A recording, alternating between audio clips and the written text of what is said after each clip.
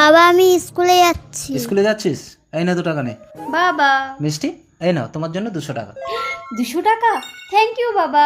বাবা প্রতিদিন স্কুলে যাওয়ার সময় আমাকে 2 টাকা করে দাও আর বুনুকে 200 টাকা করে দাও কেন? যাকে যেটা দিয়েছি নেওয়ার হলে নে, না হলে নিতে হবে না। যা স্কুলে যা। জীবনটা শেষ হয়ে গেল, একে দেখলে সবাই রহস্য করে। এই নে টাকাটা আমার বয়ফ্রেন্ড। কিরে বোন স্কুলে যাবি না? এখানে দাঁড়িয়ে গল্প করছিস? আমি যাব না, তুই যা। চলো ডার্লিং। ও কামান গুড্ডু।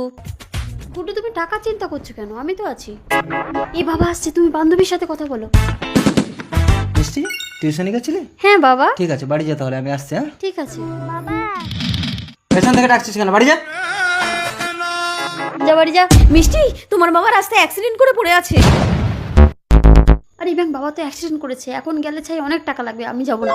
সৃষ্টি তোর বাবা রাস্তায় অ্যাক্সিডেন্ট করে পড়ে আছে।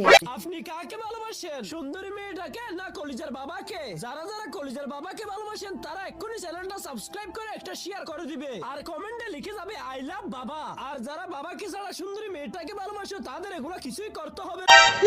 বাবা ডাক্তার বাবু স্যার আমাকে সুস্থ করার জন্য অনেক ধন্যবাদ। সে ঠিক আছে, কিন্তু আপনার ছোট মেয়ে তো আপনাকে গ্রাহ্য করেনি। আপনার এই বড় মেয়ে সময় মতো আমার ক্লিনিকে এনে এতগুলো টাকা খরচা না করলে আমি আপনাকে বাঁচাতে পারতাম না।